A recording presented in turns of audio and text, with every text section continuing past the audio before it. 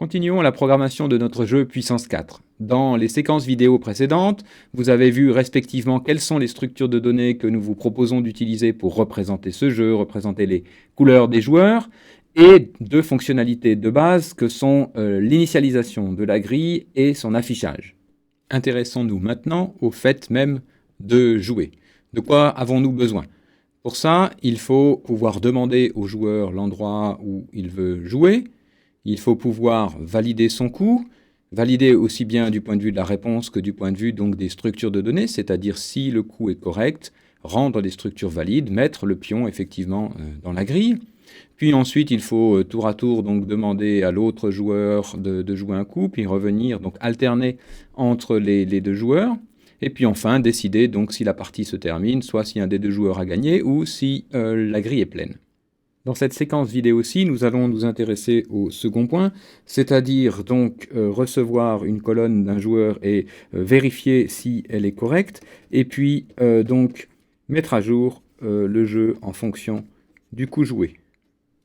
Nous sommes donc ici au clair sur ce que veut faire la méthode que l'on veut implémenter. Donnons-lui un nom. Pour cela, on va l'appeler donc la méthode joue. Regardons maintenant comment on va la programmer. Commençons pour cela par son en-tête. Donc pour avoir une idée de son en-tête, on va se demander comment on appellerait la méthode joue depuis le programme. Et donc par exemple, on ferait de jouer sur la grille, évidemment, à une certaine colonne, par exemple 3. Donc ici, on est dans le programme et donc les positions vous correspondent aux positions Java. Donc la numérotation commence ici en 0 et la colonne 3 serait donc ici. Et puis, bien sûr, il faut préciser donc la couleur du joueur. Est-ce que c'est un joueur rouge ou est-ce que c'est un joueur jaune? Donc voilà typiquement un appel que l'on pourrait faire. À ce moment-là, ça donnerait la situation suivante. En colonne 3, le joueur met un pion, donc on aurait un pion rouge qui viendrait se mettre ici. Puis on aurait donc après typiquement des appels où on aurait un pion par exemple jaune qui viendrait se mettre en colonne numérotée 2, donc en troisième colonne, et puis un joueur rouge qui rejoue dans la même colonne numéro 3, donc dans la quatrième colonne, ce qui correspond donc à cette situation-ci.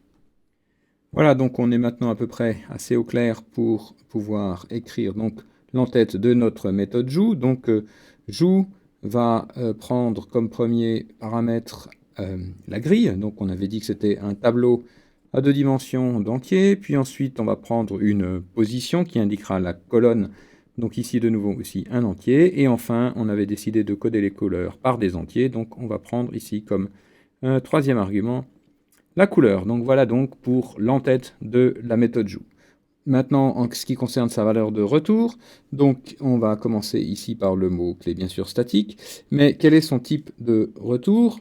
Donc le type de retour, ici, comme on n'a pas écrit z égale joue quelque chose, on a simplement fait des appels ici directement à joue, ça veut dire que la méthode joue ne renvoie rien, et donc évidemment son type de retour va ici être void. Ce qui termine donc l'écriture de son en-tête et nous permet maintenant de passer à la définition au corps de cette méthode.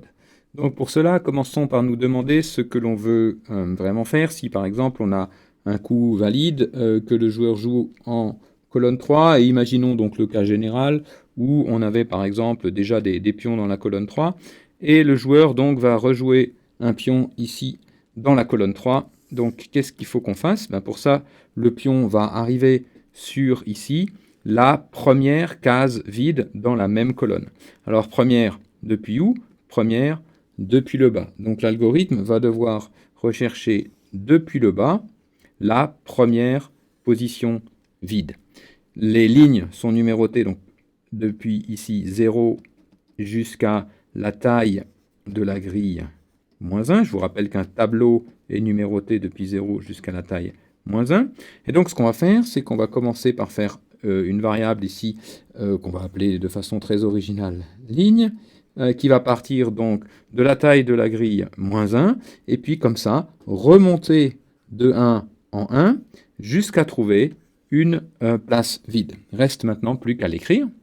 On commence pour ça par mettre un commentaire qui explique ce que l'on veut faire. Donc on parcourt la colonne en partant du bas jusqu'à trouver une case vide. Donc pour ça, on va déclarer une variable pour le parcours, appelons-la donc ligne, et on va l'initialiser à la dernière position du tableau de ligne, c'est-à-dire à gris.length-1. Donc elle part d'ici, puis donc tant que, on va remonter, tant que on n'a pas trouvé de case vide, donc tant que la grille à la position de la ligne et de la colonne que l'on veut n'est pas vide, on avait donc pour ça défini la valeur vide, qu'on va pouvoir ici bien sûr réutiliser.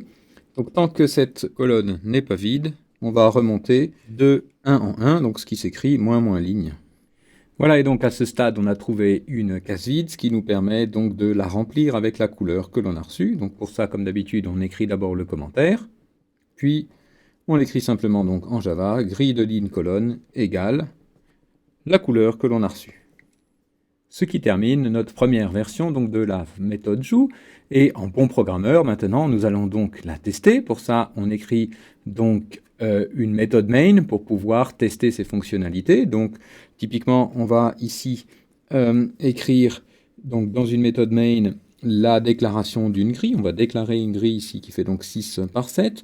On va, comme vous l'aviez vu dans la séquence vidéo précédente, initialiser la grille. On peut commencer par l'afficher. Et puis ici, on teste directement donc que l'on veut jouer en troisième colonne avec donc la couleur rouge.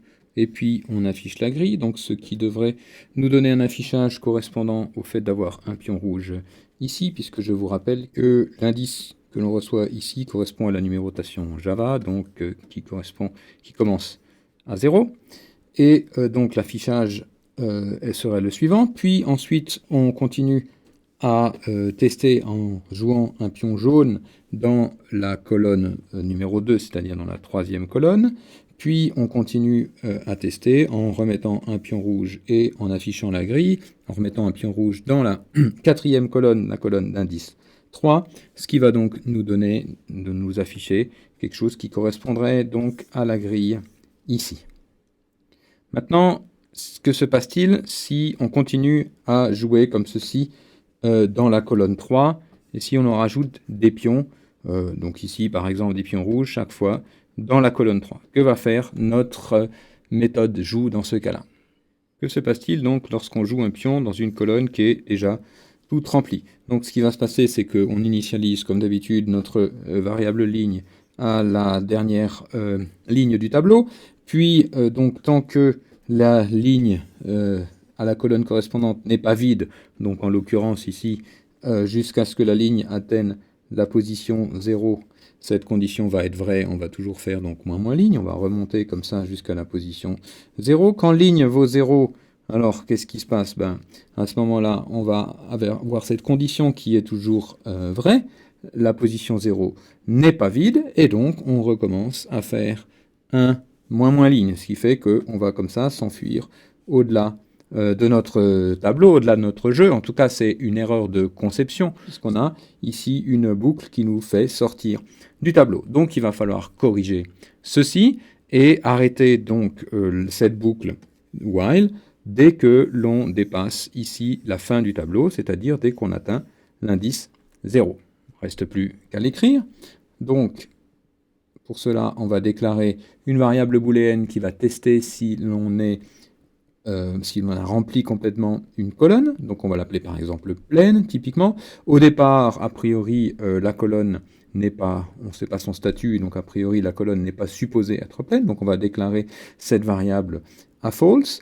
Et puis, donc dans la boucle ici qui va remonter pour rechercher une position vide, on va changer la valeur de la variable booléenne pleine et la faire passer à vrai dès que l'on atteint la position 0, puisque si dans cette boucle ici, on arrive jusqu'à la position 0, c'est que la position 0 n'était pas vide, donc la position 0 n'est pas vide que si le reste de la colonne est pleine. Donc continuons à l'écrire. Si la ligne atteint la position 0, à ce moment-là, on dit que la colonne est pleine. Donc pleine égale true.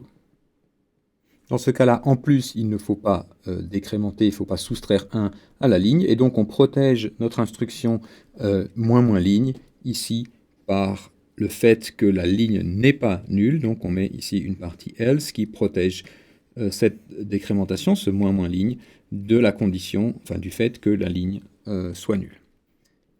Et on corrige maintenant notre boucle en disant qu'on continue la boucle comme tout à l'heure, c'est-à-dire à rechercher une position vide, mais tant que la colonne n'est pas pleine. Donc ce signe-là, je vous rappelle, ça veut dire not, donc tant que la colonne n'est pas pleine et que on n'a pas trouvé une case vide. On continue tant que les deux conditions sont vraies.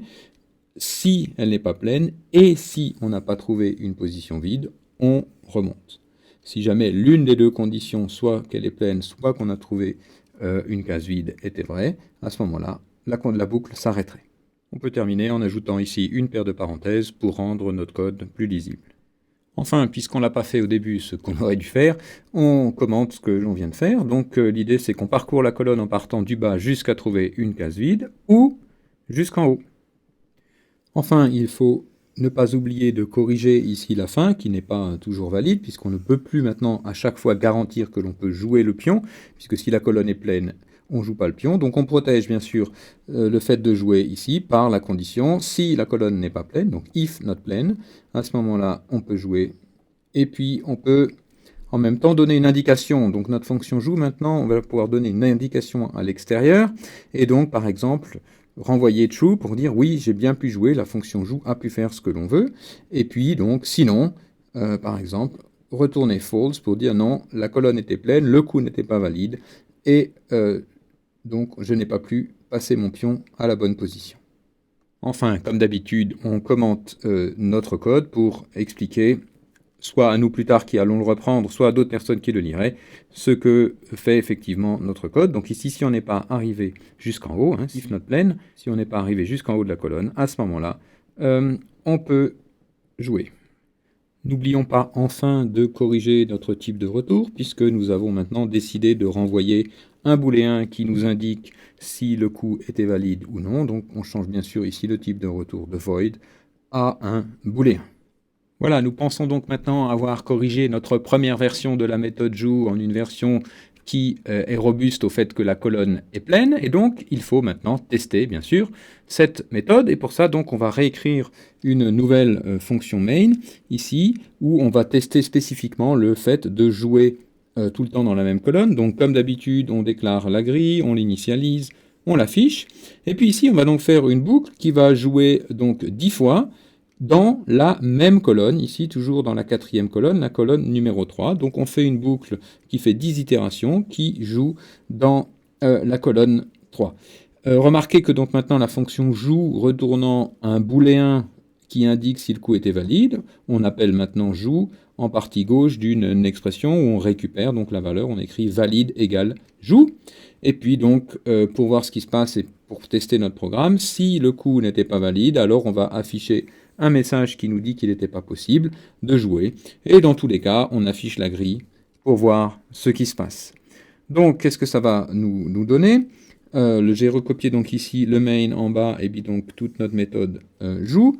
Et donc, exécutons le main. On part à partir de i égale 0. Donc, i, on ne l'utilise pas. C'est juste pour dire qu'on va faire 10 fois la boucle. Donc, on part ici de i égale 0. On joue toujours dans la colonne 3 et en rouge, donc ça va commencer à jouer ici un pion, puis ça va jouer un autre pion, etc. Donc tous ces cas-là sont pas spécialement intéressants, mais qu'est-ce qui va se passer quand on va jouer le 7e coup? Donc une fois que i vaut 6 ici, on a envie de jouer ici un 7e pion qui va venir, qui devrait, enfin qu'on essaye de faire venir dans la colonne qui est pleine, et donc quand i vaut 6, on va rentrer à nouveau ici avec donc la valeur 3 pour la colonne et puis la couleur rouge, et on va donc ici initialiser la ligne à la taille de la grille -1, on va initialiser booléen à faux, donc évidemment notre pleine est vraie, la grille à la position ligne colonne ici n'est pas vide, la ligne n'est pas égale à 0, donc on saute ici dans le else, et donc on décrémente ligne qui va donc passer ici.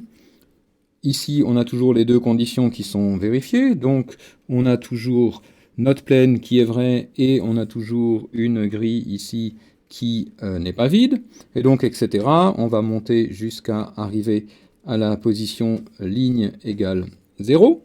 Donc, quand ligne égale 0, qu'est-ce qui va se passer? On arrive donc toujours ici avec une condition vraie. Et la grille de ligne de 0 de colonne n'est pas vide. Okay, donc on rentre, mais cette fois-ci, le if ici est vrai, la ligne vaut 0, et donc, à ce moment-là, on change, et ce qu'on fait, c'est qu'on met, cette fois-ci, la valeur de plane à vrai.